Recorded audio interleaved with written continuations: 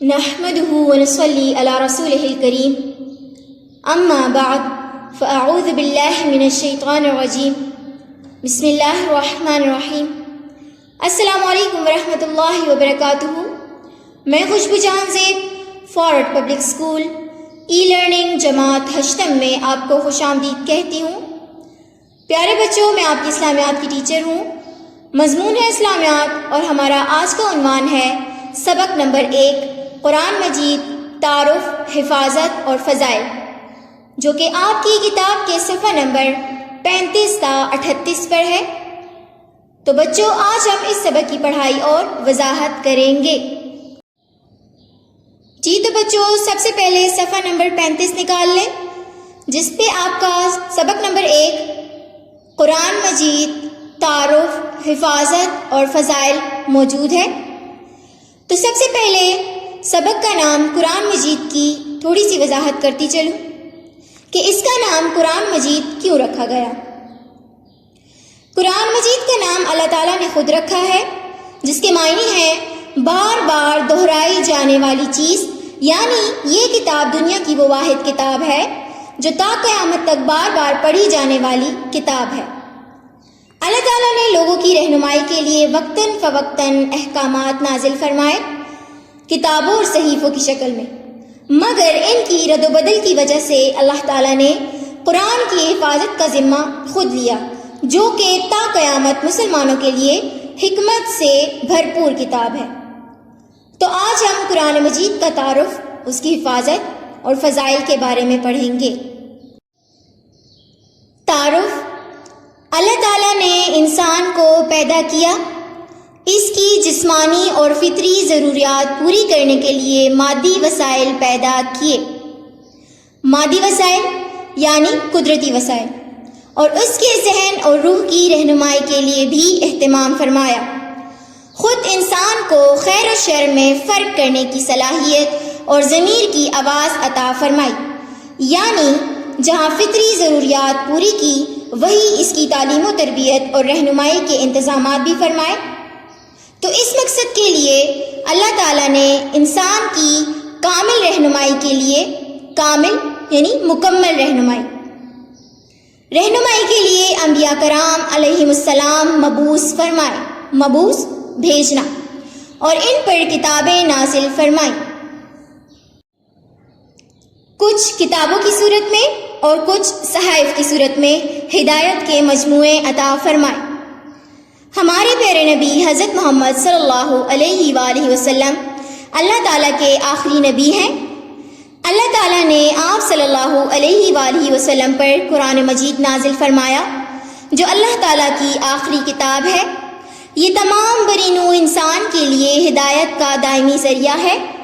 خاتم النبیین کی تعلیمات سے تا قیامت لوگ ہدایت پاتے رہیں گے، اور تمام سابقہ آسمانی کتابوں کی تصدیق کرتا ہے۔ سابقہ یعنی پچھلی۔ اللہ سبحانہ و تعالیٰ نے پچھلی امتوں کے لیے بھی انبیاء کرام علیہم السلام مبعوث فرمائے تھے۔ ان میں سے بعض پر کتابیں بھی نازل فرمائی تھی، لیکن ان کی تعلیمات اور ان پر نازل شدہ کتابیں اپنی اصلی حالت میں محفوظ نہیں رہیں، یعنی زمانہ گزرنے کے ساتھ ساتھ ان میں تبدیلی ہوتی گئی، مگر قرآن مجید اپنی اصلی حالت میں محفوظ رہے گا۔ اسی لیے یہ بنی نوع انسان کے لیے ہدایت کا دائمی ذریعہ ہے۔ قرآن مجید کے بارے میں ارشاد باری تعالیٰ ہے، سورہ المائدہ کی آیت نمبر 48 ہے، وَأَنزَلْنَا إِلَيْكَ الْكِتَابَ بِالْحَقِّ مُصَدِّقًا لِمَا بَيْنَ يَدَيْهِ مِنَ الْكِتَابِ وَمُهَيْمِنًا عَلَيْهِ۔ ترجمہ: اور اے پیغمبر، ہم نے تم پر سچی کتاب نازل کی ہے جو اپنے سے پہلے کتابوں کی تصدیق کرتی ہے اور ان سب پر نگہبان ہے۔ صفحہ نمبر 36۔ قرآن مجید کو پچھلی کتابوں کے لیے مہیمن کہنے کا مطلب یہ ہے کہ ان کتابوں میں جو تعلیمات اور عقائد اپنی اصلی حالت میں محفوظ نہ رہ سکے، انہیں قرآن مجید نے اپنے اندر اثر نو بیان کر کے محفوظ کر دیا ہے۔ اثر نو، نئے سرے سے، یہی وجہ ہے کہ قرآن مجید کی تعلیمات پر پورے اطمینان سے ہر زمانے میں عمل کیا جا سکتا ہے۔ قرآن کریم انسانی زندگی کے تمام پہلوؤں کے متعلق رہنمائی کرتا ہے۔ اس میں انسانی زندگی کی حقیقت، خیر و شر، حلال و حرام، اخلاقی تعلیمات، غرض، زندگی کے ہر پہلو کے متعلق رہنمائی موجود ہے۔ اس میں انسان کی آخرت کی زندگی کے متعلق بھی تفصیلی معلومات ہیں اور اس زندگی کی اہمیت کو نہایت پرتاثیر انداز میں بیان کیا گیا ہے۔ پرتاثیر، متاثر کرنے والا۔ قرآن مجید انسان کی انفرادی زندگی، اجتماعی زندگی، معاشرتی حقوق و فرائض، معاشی اور اقتصادی امور، معاشی یعنی صنعتی یا تجارتی نظام، اقتصادی مالی امور، امر کی جمع یعنی کام، اور سیاسی بین الاقوامی معاملات کے متعلق جامع معلومات پیش کرتا ہے۔ اس میں وہ تمام باتیں وضاحت کے ساتھ بتا دی گئی ہیں جن کا جاننا انسان کے لیے ضروری ہے۔ انسان کے پاس حق جاننے کے لیے اس کتاب سے بڑھ کر کوئی ذریعہ نہیں ہے۔ یہاں قرآن مجید کے کچھ موضوعات بیان کیے گئے ہیں کہ قرآن انسانی زندگی کے تمام پہلوؤں کے متعلق رہنمائی فراہم کرتا ہے۔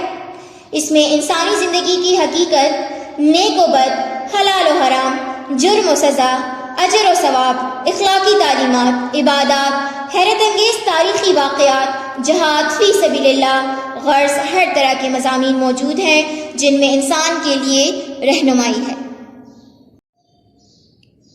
حفاظت قرآن۔ قرآن مجید اللہ تعالیٰ کی طرف سے نازل شدہ ہے۔ اس کی حفاظت کا ذمہ بھی اللہ تعالیٰ نے خود لیا ہے۔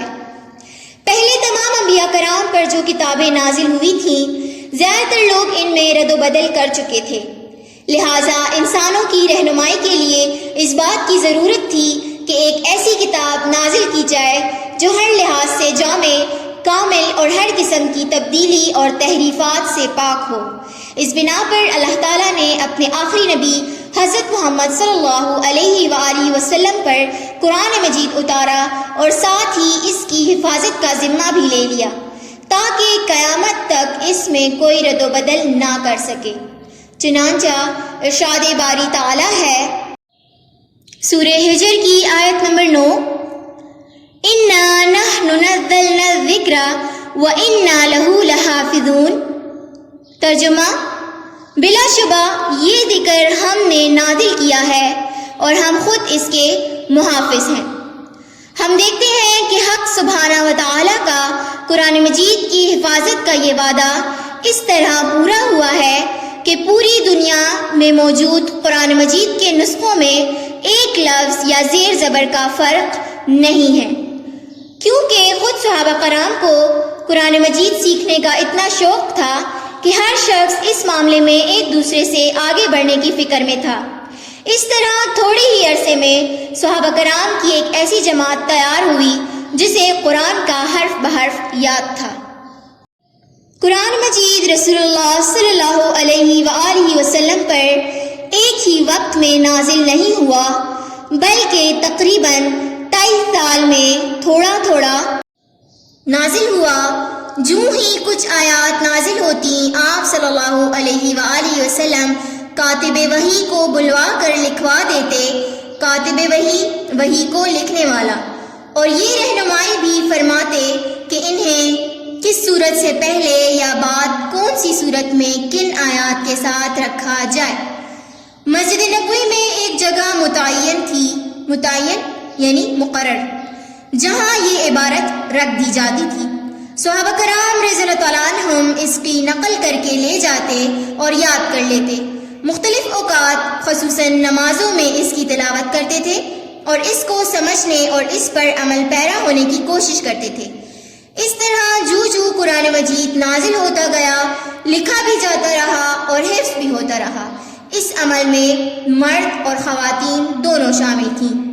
نبی کریم صلی اللہ علیہ وآلہ وسلم کی حیات طیبہ ہی میں مکمل قرآن کریم اکثر امہات المؤمنین رضی اللہ تعالیٰ عنہ، صحابہ کرام رضی اللہ تعالیٰ عنہم اور صحابیات رضی اللہ تعالیٰ عنہ کو یاد ہو چکا تھا۔ اور کئی صحابہ کرام رضی اللہ تعالیٰ عنہم نے اس کی مکمل نقول بھی تیار کر لی تھی۔ تو اس جماعت میں خلفائے راشدین حضرت عائشہ رضی اللہ تعالیٰ عنہ، حضرت حفصہ رضی اللہ تعالیٰ عنہ اور حضرت ام سلمہ رضی اللہ تعالیٰ عنہ خاص طور پر قابل ذکر ہیں، اور آج بھی کوئی محلہ یا گاؤں حافظ قرآن سے خالی نہیں ہے۔ تو اس طرح سے عہد رسالت میں رسول اللہ صلی اللہ علیہ وآلہ وسلم نے قرآن کو حفظ کروانے کے علاوہ اس کو لکھوانے کا بھی خاص اہتمام فرمایا۔ حضور صلی اللہ علیہ وآلہ وسلم کا یہ معمول تھا کہ جب قرآن کریم کا کوئی حصہ نازل ہوتا تو آپ صلی اللہ علیہ وآلہ وسلم کاتب وحی کو یہ ہدایت فرماتے کہ اسے کس صورت کس آیت کے بعد لکھ دیا جائے۔ حضور صلی اللہ علیہ وآلہ وسلم کے زمانے میں کاتبان وحی میں خلفائے راشدین حضرت امیر معاویہ، حضرت زید رضی اللہ تعالیٰ عنہ، حضرت خالد بن ولید رضی اللہ تعالیٰ عنہ قابل ذکر ہیں۔ رسول پاک صلی اللہ علیہ وآلہ وسلم کی رحلت کے بعد انتقال کرنا، حضرت ابوبکر صدیق رضی اللہ تعالیٰ عنہ نے رسول اللہ صلی اللہ علیہ وآلہ وسلم کے لکھوائے ہوئے تمام اجزاء کو آپ صلی اللہ علیہ وآلہ وسلم کی مقرر کردہ ترتیب کے مطابق یکجا ایک کر کے یا جمع کر کے محفوظ کرا دیا۔ آیات کی ترتیب اور صورتوں کے نام وہی تھے جو رسول اللہ صلی اللہ علیہ وآلہ وسلم نے اللہ تعالیٰ کے حکم سے مقرر فرمائے تھے۔ حضرت عثمان رضی اللہ تعالیٰ عنہ نے اپنے عہد خلافت میں اس کی متعدد یعنی کئی تیار کرا کے تمام صوبائی دارالحکومتوں میں ایک ایک نسخے کے طور پر بھجوا دی۔ حضرت عثمان رضی اللہ تعالیٰ عنہ کو جامع القرآن کہا جاتا ہے۔ اس کے معنی یہ نہیں کہ انہوں نے قرآن مجید کو جمع کیا، بلکہ تلفظ کا جو اختلاف لوگوں میں پایا جاتا تھا اس سے ان کو بچانے کے لیے مکہ معظمہ کے تلفظ والے قرآن کو نافذ کیا، اور کہا کہ رسول اللہ صلی اللہ علیہ وآلہ وسلم نے اگرچہ یہ اجازت دی تھی کہ مختلف قبائل کے لوگ الفاظ کو مختلف انداز میں پڑھ سکتے ہیں، تو اب اس کی کوئی ضرورت باقی نہیں رہی، کیونکہ مکہ کی مجازی عربی اب ساری دنیا اسلام میں نافذ اور رائج ہو چکی ہے۔ اس طرح حضرت عثمان رضی اللہ تعالیٰ عنہ نے مسلمانوں کو ایک ہی قرآن پر جمع کیا۔ قرآن مجید کی فضیلت کے حوالے سے ارشاد ربانی ہے کہ اے لوگوں، تمہارے پاس تمہارے رب کی طرف سے پیغام نصیحت آ چکا ہے جو دلوں کی بیماریوں کا علاج اور مومنوں کے لیے ہدایت اور رحمت ہے۔ اسی کے متعلق ایک اور حدیث قدسی ہے۔ قرآن مجید میں اللہ تعالیٰ ارشاد فرماتے ہیں، یہ قرآن جو ہم نازل فرما رہے ہیں مسلمانوں کے لیے شفا اور رحمت ہے۔ قرآن مجید میں جو کچھ بیان ہوا ہے وہ یقینی علم اور حقیقت کی بنیاد پر مبنی ہے، اور اس میں کسی شک کا گزر نہیں۔ اس میں ہر زمانے اور ہر خطے کے تمام انسانوں کے لیے مکمل ہدایت اور رہنمائی موجود ہے، اور انسان کی دنیا و آخرت کی حقیقی فلاح کا دار و مدار اسی پر عمل کرنے میں ہے۔ اسی لیے قرآن کریم کو بڑی فضیلت حاصل ہے۔ جس طرح یہ کلام تمام کلاموں سے بہتر ہے، اسی طرح وہ انسان بھی تمام انسانوں سے بہتر ہے جو خود بھی اس کا علم حاصل کرے اور اسے دوسروں کو بھی سکھائے۔ ارشاد نبوی صلی اللہ علیہ وآلہ وسلم ہے، خیرکم من تعلم القرآن وعلمہ۔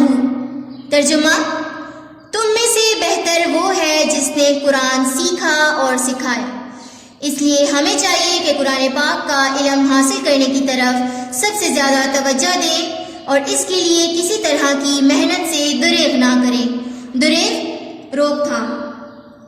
حضرت ابو ہریرہ رضی اللہ تعالیٰ عنہ کا ارشاد ہے، حضرت ابو ہریرہ رضی اللہ تعالیٰ عنہ حضور پاک صلی اللہ علیہ وآلہ وسلم کا ارشاد نقل فرماتے ہیں کہ جس گھر میں قرآن مجید پڑھا جاتا ہے اس گھر کے اہل و عیال کثیر ہو جاتے ہیں، اور اس گھر میں خیر و برکت بڑھ جاتی ہے۔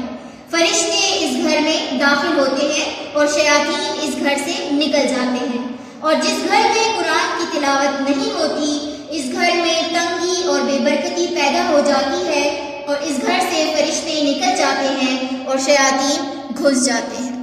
قرآن کریم کی تلاوت بڑی نیکی ہے، اس کے ایک ایک حرف کی تلاوت پر 10 نیکیاں ملتی ہیں۔ اس پر عمل کے نتیجے میں اللہ تعالیٰ دنیا اور آخرت دونوں میں عزت اور سرفرازی عطا فرماتا ہے۔ سرفرازی، کامیابی یا سربلندی۔ اس سے منہ پھیرنے والے ذلیل و خوار ہوتے ہیں۔ تاریخ گواہ ہے کہ جب مسلمان جب تک قرآن کی تعلیمات پر عمل پیرا رہے، دنیا میں غالب رہے، اور جب انہوں نے اس سے غفلت برتی تو عزت و سربلندی سے محروم ہو گئے۔ یہ بات رسول اللہ صلی اللہ علیہ وآلہ وسلم نے پہلے ہی سے ارشاد فرما دی تھی۔ اللہ تعالیٰ بہت سی قوموں کو قرآن کریم کی وجہ سے سربلندی عطا فرمائے گا اور دوسری بہت سی قوموں کو اس سے غفلت کی وجہ سے گرا دے گا۔ اس لیے ہمیں چاہیے کہ قرآن پاک کی تلاوت کریں، اس کو سمجھیں اور اس کی تعلیمات پر عمل کرنے کی کوشش کریں۔ تو پیارے بچوں، یہیں پہ آپ کے اس سبق کا اختتام ہوتا ہے۔ امید کرتی ہوں کہ آپ کو اس سبق کی اچھی طرح سے سمجھ آ گئی ہوگی۔ اب ہم کتاب میں دی گئی مشق کی طرف آتے ہیں۔ مشقی سوالات جوابات ہمارے پاس 3 ہیں۔ تو پیارے بچوں، اس کے نوٹس آپ کو بہت جلد مل جائیں گے انشاءاللہ۔ آپ نے دیے گئے نوٹس میں شامل مشق کو اچھی طرح سے یاد کرنا ہے۔ اگلی کلاس میں اگلے عنوان کے ساتھ پھر سے حاضر ہوں گے۔ تب تک کے لیے اجازت چاہتی ہوں۔